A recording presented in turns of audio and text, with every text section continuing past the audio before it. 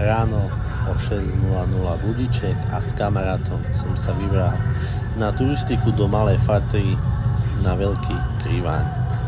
Cesta bola rozprávková, krásna, sneženie. Zastavili sme sa ešte na Lidl, na malé občerstvenie a potom sme pokračovali na parkovisko Chleb, kde sme si nechali auto pri lanovke a ďalej sme hore pokračovali po svojich nelanovkou, popod lanovkou peši.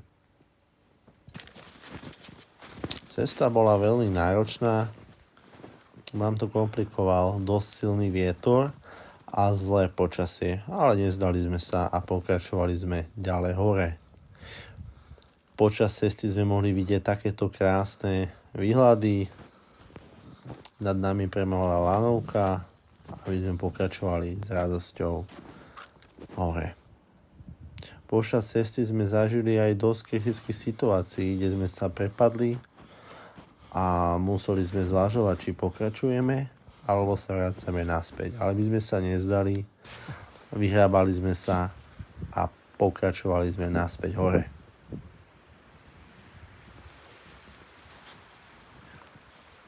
Keď sme prišli hore, nás čakalo veľmi chladivé, mrázivé počasie, veľmi silný vietor.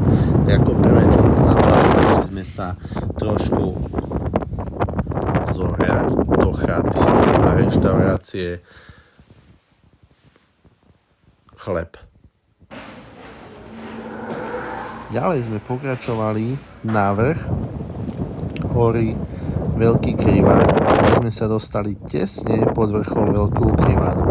Kde sme vlastne kvôli takejto hmle, kvôli takýmto zlým poveternostným podmienkám a kvôli silnému vetru nevideli ledva meter pred seba. Tak sme sa nakoniec rozhodli, že pôjdeme naspäť dole, kde sme sa vrátili naspäť